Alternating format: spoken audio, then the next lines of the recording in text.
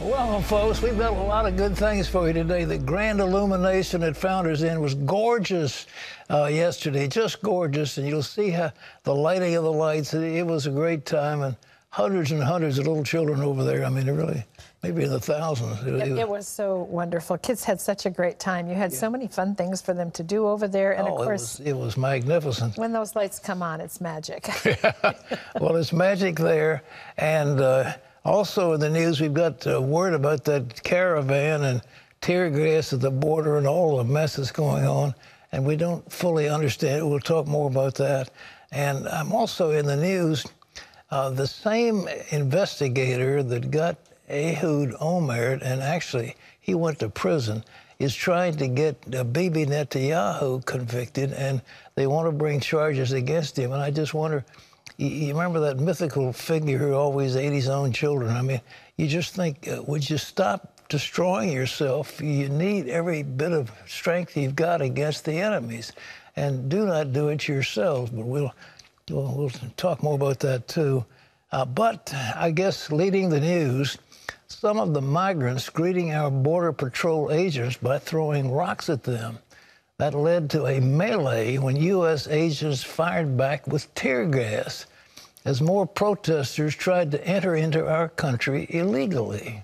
Well, in response, President Trump has threatened a government shutdown if he doesn't get funding for border security. Amber Strong has the story. Tensions boiled over at the U.S.-Mexico border Sunday, with Border Patrol firing tear gas into a group of nearly 500 protesters attempting to force their way through the fencing and into the U.S. This after some migrant groups pushed past Mexican police blockades, making their way through the Tijuana River and towards the border. Caught in the crossfire, women and children. Many young children fainted. My daughter also got gassed, one woman told reporters. It's a situation weeks in the making as thousands of migrants traveling north from Central America finally reached the U.S. border, settling in Tijuana. The U.S. closing the port of entry there in both directions for a time Sunday as they process thousands of asylum claims from migrants. The president saying he could shut down the border completely. We will close entry into the country for a period of time until we can get it under control. For the entire border? The whole border. Trump also signaling his willingness to allow for a partial government shutdown until Congress gives up the money needed for the border wall, something GOP senators want to avoid. I do not want to see the government shut down. Again, if we can avoid that situation, we absolutely need to do that. And I know that Leader McConnell is working very hard to make sure we get funding. Some Democrats say they've tried unsuccessfully to talk with the president already, but they're still willing to negotiate. I was in that group, a small group of us that were working to find a way out with border money, as well as making sure that we protected the dreamers, something the vast majority of Americans supported. So, of course, we're willing to talk about this. Meanwhile, the mayor of Tijuana requesting aid from the UN to help deal with the nearly 5,000 migrants gathered in his city, calling it a humanitarian crisis. Amber Strong, CBN News, Washington. You know, if you're like me, I don't understand it. I don't understand. I've been many, many times in Latin America, Guatemala, and these other countries. We have tremendous ministry down there, and I don't understand what's going on. Suddenly, all these people think they can crowd into the United States. There's no country on earth that could just open its borders to a flood of unemployed people. You can't do it. You can't afford it. You just can't do it. But they're just thrusting themselves, and many are bringing children because they've been told if you have children, you can get in. I mean, it's a humanitarian crisis, but it's not of our making. And yet we're going to be blamed for being harsh with these people when they try to storm the border. We can't allow it to happen, but at the same time, we want to reach out to these people to help them. And I don't know the answer, but the main answer is we've got to get political will in the Congress to pass the necessary immigration laws. I think the Obama administration was complicit in letting these people think that we were going to open our borders and they could come in anytime they wanted to. I think the Obama sent that message to them, and the message is resonating and is hurting us.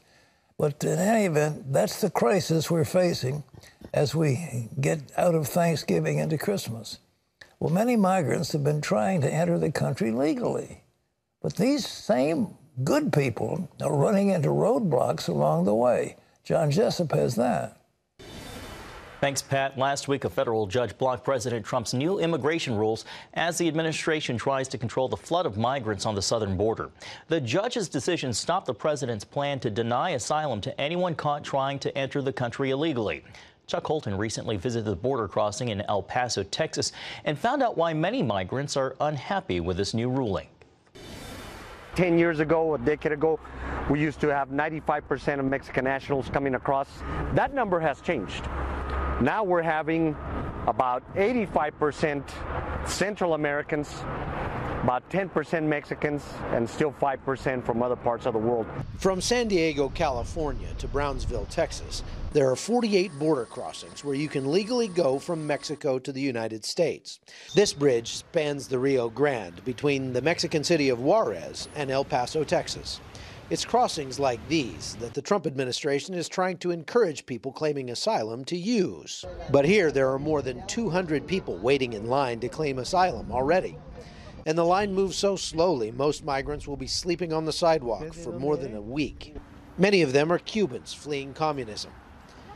These Cuban women have been making their way through Central America for more than 10 months.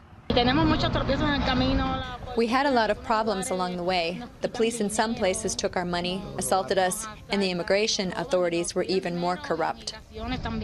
She's been sleeping on this bridge for 5 days already, trying to enter the U.S. the right way. The wait keeps getting longer, though, because so many people enter this sector illegally, because jumping the fence means jumping to the front of the line. This is the reason the Trump administration sent more than 7,000 troops to the border, to shore up the fence between the points of entry and encourage people to come in the right way. Earlier this year, the president's zero-tolerance policy on enforcing family separations caused international outrage. But here in Juarez, I found many Central American families who are being separated from their loved ones by lax enforcement of immigration law. This man left his home in Guatemala 18 days ago with his 10-year-old daughter, but left the rest of his family behind. We came here so I can support my family. I brought my girl, and I have 2 6-month-old twins at home. So the number of asylum cases waiting to be heard in the United States right now is over 1 million cases. That's up 30% just this year. And what that means is that one of these Central Americans who applies for asylum or enters the United States illegally and is given a court date may end up living in the U.S. for over 3 years before they ever go in front of a judge. Now, when they do, there's a good chance that their case will be rejected, because more than half of them are. But even if they are rejected, many times they just melt back into the society and keep living in the U.S. illegally as long as they can. And that means their families back in Central America will be without fathers, mothers, and breadwinners, potentially for years to come. From El Paso, Texas, I'm Chuck Holton for CBN News. Thanks, Chuck. Pat, back to you. You know, there's something about this story that troubles me, as I'm sure it troubles you.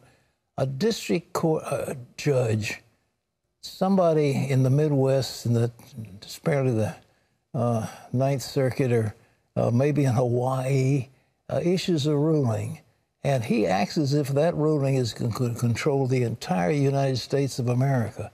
There's something wrong with that. Now, under the Constitution, the Congress of the United States is perfectly authorized to establish lesser courts to the Supreme Court and to specify their jurisdiction.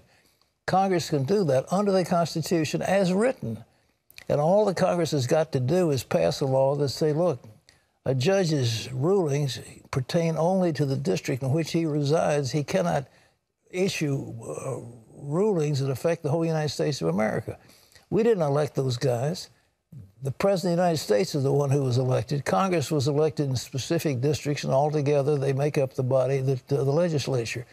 But there's nothing in the Constitution that allows these district court judges to do what they're doing. And something has got to control it.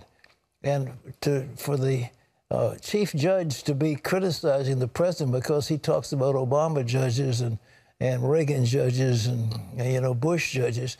It is true that the ones who are appointed by Obama have a different view of the Constitution than the ones appointed by President Trump.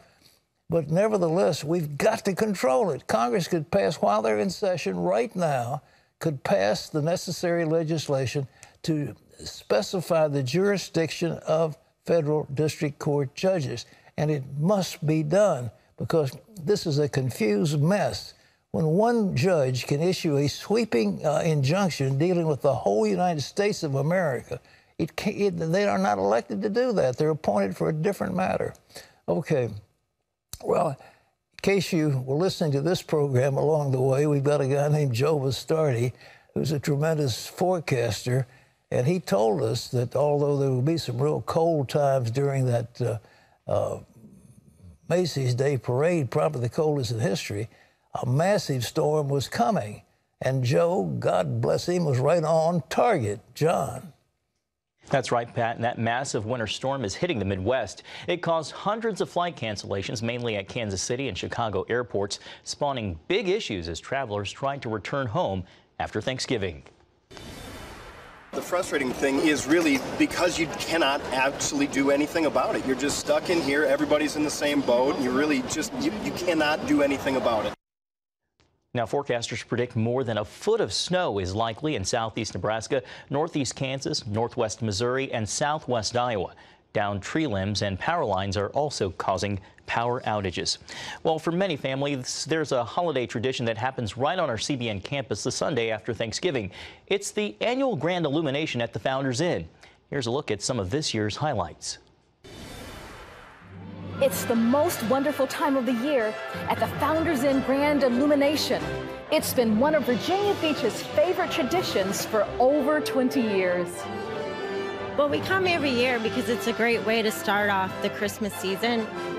It was a continuous parade of holiday excitement with jugglers, marionette shows, the puppet caravan, and stilt walkers, while local youth choirs filled the air with traditional Christmas carols. I wanted to see the smiles on my family's face, the kids, and have them laugh and have a good time. I had a lot of fun. Kids also enjoyed Irish dancing, face painting, and visiting with Santa. They spared no expense of decorating the place and bringing that holiday feel to it. I'm having lots of fun. I went to go get face painting and they gave me Spider-Man. Many others took in Christmas sights on horse-drawn carriage rides around the beautiful grounds. I like Santa and the horses. It's so fun. The spectacular 35-foot Christmas tree was the perfect backdrop for kids to gather around Pat Robertson as he read the Christmas story about the birth of Jesus. For unto you is born this day in the city of David a Savior who is Christ the Lord. And then everyone waited with excitement for the grand finale. With the flip of a switch, hundreds of thousands of dazzling lights came to life. A perfect start to the holiday season.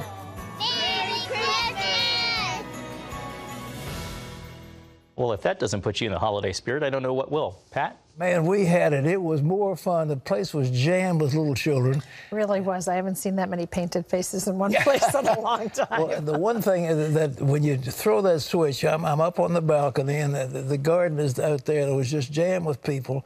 And I had, you helped me do it, and we count 10, 9, 8, and count it down to 0, and then pulled the switch, and those lights all went on, and it was just beautiful. It really was. It's magical, and it does sort of set the tone for the rest of the season. Gordon has got something coming that he is called a Christmas Village, and he learned about it when he was over in Germany. So we've got a number of vendors, I mean a whole lot of them, as a matter of fact, that will be in the mall, and there'll be a huge Christmas tree, and all kinds of music and everything going on. And that's opening... December the 6th, I believe. December the 6th, all right. Well, they're all setting up for it right now. It's going to be gorgeous. A Christmas Village at Regent CBN campus. I'm sure you can go to CBN.com and find out the details. CBN.com, get the details. All right, Terry's next. Well, up next, we're going to go in depth on a medical breakthrough. Hear how you can literally rewrite your DNA and change your family's destiny. If you make a healthy change, it'll be transmitted through your generations. If you make an unhealthy change, it will also influence subsequent generations. I mean, this is a whole fascinating new technology. CBN News takes you inside the science of epigenetics and reveals how it can shape the future of you and your loved ones.